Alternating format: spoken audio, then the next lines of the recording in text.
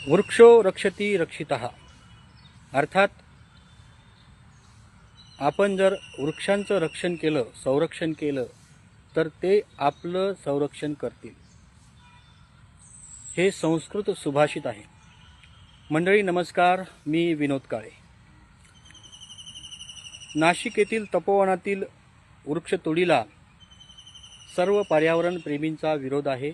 नाशिकमध्ये या तथाकथित प्रस्तावित वृक्षतोडीच्या विरोधामध्ये जनसमुदाय एकवटतो आहे। पर्यावरण प्रेमींनी याला तीव्र विरोध केला आहे। तद्वतच संपूर्ण महाराष्ट्रामधून देखील विविध क्षेत्रातील नागरिकांकडनं, पर्यावरण प्रेमींकडनं, पत्रकारांकडनं आणि विविध क्षेत्रातील कलावंतांकडनं या वृक्षतोडीचा विरोध केला जातोय। माझाही या तोडीला विरोध आहे, प्रचंड विरोध आहे। मंडळी, मी जालना येथून या वृक्षतोडीला विरोध यासाठी करतोय की ही वृक्षतोड, ही प्रस्तावित वृक्षतोड फक्त नाशिकपुरती मर्यादित नसून संपूर्ण महाराष्ट्रामध्ये, देशभरामध्ये सत्ताधाऱ्यांकडनं विविध विकास कामाच्या नावाखाली शेकडो वर्ष जुन्या मोठ्या झाडांची बिनदिक्कतपणे कत्तल केली जाते आणि वरतून नियमावली सांगितली जाते की आम्ही एक झाड तोडलं तर त्या जागी 5 किंवा 10 झाडे लावतोय, परंतु प्रत्यक्षात असं काहीही होत नाही। वृक्षांचं महत्त्व अनन्यसाधारण आहे, हे आता तुमच्या आमच्या माध्यमातून किंवा तुमच्या आमच्या सर्वसामान्य लोकांनी सरकारला याचं महत्त्व पटवून देण्याची खरं तर आवश्यकता नाही आहे। मुळात सरकारचं हे कर्तव्यच आहे। त्यांनी उलट या संदर्भात व्यापक जनजागृती केली पाहिजे आणि कटाक्षाने कुठलंही वृक्ष कुठल्याही विकास कामासाठी तोडल्या जाणार नाही याची काळजी सरकारने घेतली पाहिजे। कारण पर्यावरणाचं संरक्षण आणि संपूर्ण पृथ्वीचं संरक्षण करण्याची, जीवनदान देण्याचं जे योगदान आहे ते वृक्षांचं आहे। संस्कृतमध्ये अजून एक सुभाषित आहे, वृक्षः पृथ्वीव्यां जीवनस्य मूलम रक्षन्ति ते मानव जीवनम। अर्थात वृक्ष हे पृथ्वीवरील जीवनाचे मूळ आहे आणि ते मानवाप्रमाणे सर्व जीवांचं संरक्षण करतात। म्हणून आपण झाडांवर जीव लावला पाहिजे, झाडांचं संरक्षण केलं पाहिजे आणि झाडं वाढवले पाहिजेत, जगवले पाहिजेत। ही आपली सरकारची जबाबदारी नाही तर सर्वांची जबाबदारी आहे। परंतु दुर्दैवाने विकास या गोंडस नावाखाली सर्रासपणे आज झाडांची कत्तल केली जाते आहे। एक झाड किती महत्त्वाचं आहे हे खरं तर सांगण्याची गरज नाही आहे। प्रत्येकाने या बाबतीत म्हणजे सजग राहिलं पाहिजे। तरीही झाडांचं महत्त्व किती आहे हे आपण लक्षात घेतलं पाहिजे। वड असेल, पिंपळ असेल, यासारखे जे काही विशाल झाडं आहेत, मोठे झाडं असतात, ते माणसांवरती आणि या जीवसृष्टीवर किती परोपकार करतात हे आपण सर्वांनी लक्षात घेतलं पाहिजे। मंडळी, एक मोठं झाड, वड असेल किंवा पिंपळ असेल, ते एक मोठं झाड एका वर्षामध्ये जवळपास 120 ते 150 किलो ऑक्सिजन निर्माण करतो एक झाड, आणि जवळपास 30 ते 40 किलो कार्बन डायऑक्साईड शोषून घेण्याचं मोठं काम, म्हणजे पर्यावरण शुद्धीचं, वातावरण शुद्ध करण्याचं काम एक मोठं झाड करत असतं। म्हणजे एका माणसाला साधारणतः जेवढा ऑक्सिजन लागतो, एक मोठं झाड एका वर्षाला माणसाला लागणारा जो काही ऑक्सिजन आहे, 2 माणसांना पुरेल इतकं ऑक्सिजन तयार करण्याचं काम एक मोठं झाड करत असतं। यावरून तुम्ही कल्पना करू शकता की झाडांचं महत्त्व, झाड जगवणं हे प्रत्येक माणसांचं आद्य कर्तव्य आहे। कारण तुम्हाला ऑक्सिजन जर पाहिजे असेल तर झाड असणं आवश्यक आहे। एक कल्पना करा, या पृथ्वी तलावर जर झाडच नष्ट झाली तर तुमचं आमचं अस्तित्व काय? आणि निकष असा आहे की एकूण भूभागाच्या 33% झाड, एकूण भूभागाच्या 33% भागावरती वृक्षाच्छादन असणं आवश्यक आहे। परंतु आजची परिस्थिती काय आहे?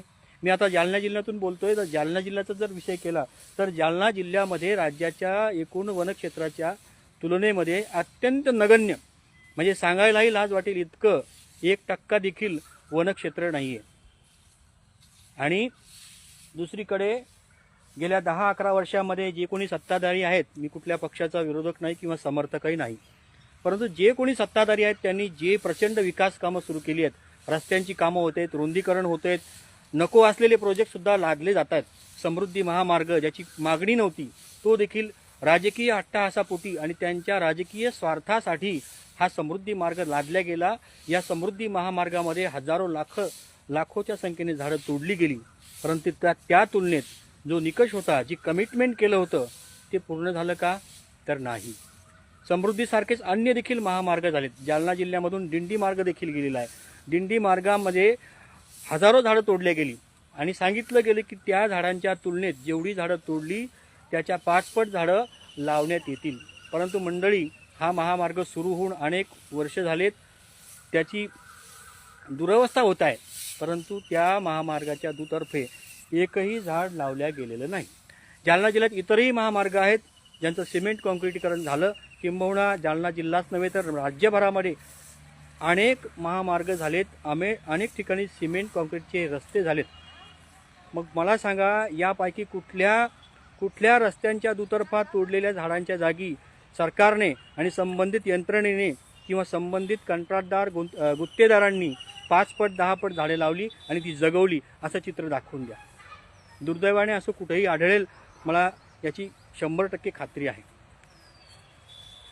मग असं असताना केवळ फक्त बोलबच्चन करायचं, बोलाचा भात आणि बोलाची कढी करायची, जनतेला मूर्खात काढायचं, हे उद्योग आता सत्ताधाऱ्यांनी बंद केले पाहिजे. लोकांची शुद्ध फसवणूक तर तुम्ही करत आहातच, परंतु किंबहुना पर्यावरणाची तरी फसवणूक करू नका, निसर्गाची तरी फसवणूक करू नका. कारण तो जगला, निसर्ग असला, पर्यावरण असलं, झाडं असले तरच तुमचं देखील अस्तित्व असणार आहे.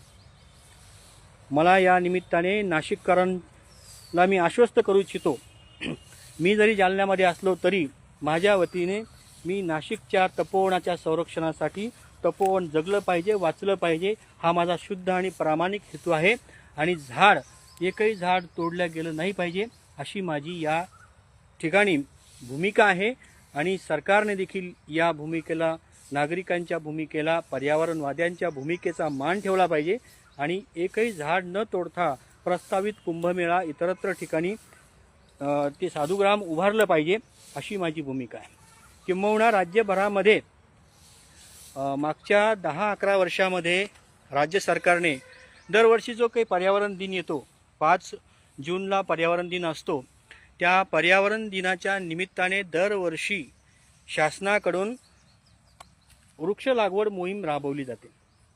आणि मागच्या 10-11 वर्षामध्ये देवेंद्र फडणवीस मुख्यमंत्री सध्या आहेत, मागेही ते मुख्यमंत्री होते, त्यावेळेस त्यांनी 50 कोटी वृक्ष लागवडीचा उपक्रम हाती घेतला होता आणि राज्यभरामध्ये त्यावेळेला 50 कोटी वृक्ष लागवड केल्याचं त्यांनी सांगितलं होतं.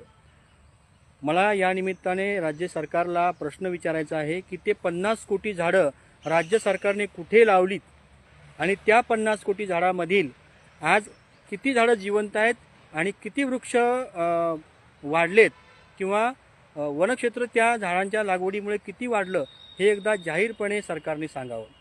आत्ता यावर्षी देखील 10 कोटी वृक्ष लागवडीचं उद्दिष्ट सरकारने ठेवलेलं आहे, पण हे 10 कोटी 50 कोटीचे आकडे फुगवून सांगितले जातात.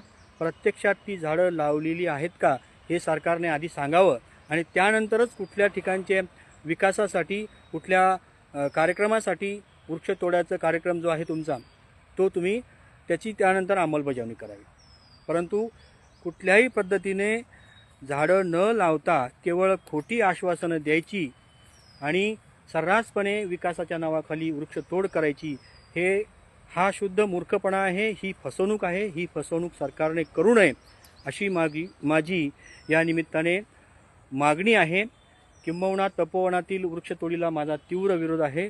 वृक्ष न तोडता देखील कुठलाही कार्यक्रम अगदी व्यवस्थितपणे पार पाडता येऊ शकतो, यावर माझा ठाम विश्वास आहे.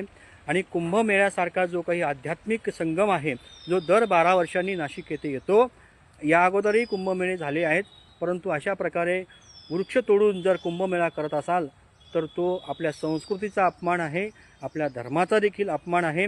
आणि या ठिकाणी येणारे जे साधू संत आहेत त्यांचा देखील एक प्रकारे अवमान आहे असं मला वाटतं. कारण हा हरित कुंभ म्हणून एकीकडे तुम्ही सांगता आणि दुसरीकडे याच हरित कुंभामध्ये साधुग्राम उभारण्यासाठी तुम्ही 1800हून अधिक झाडं तोडण्याचं जे काही फरमान काढलेलं आहे किंवा जे काही प्रस्तावित तुमचा डाव आहे तो एकीकडे तुम्ही साध्य करू पाहता. म्हणजे एकाच वेळेला तुम्ही सरकार ही दुटप्पी भूमिका घेते, जनतेची फसवणूक करते, साधू संतांची फसवणूक करते आणि या आध्यात्मिक उत्सवाची देखील फसवणूक करते. म्हणून नाशिककरांच्या समर्थनार्थ आणि तपोवनाच्या समर्थनार्थ माझी ही भूमिका आहे. या वृक्षतोडीला आणि किंबहुना कुठल्याही प्रकारच्या वृक्षतोडीला माझा प्रचंड विरोध असेल.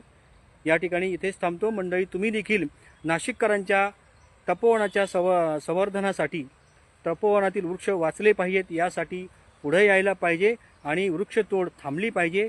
पर्यावरण वाचलं तरच आपण वाचणार आहोत. धन्यवाद.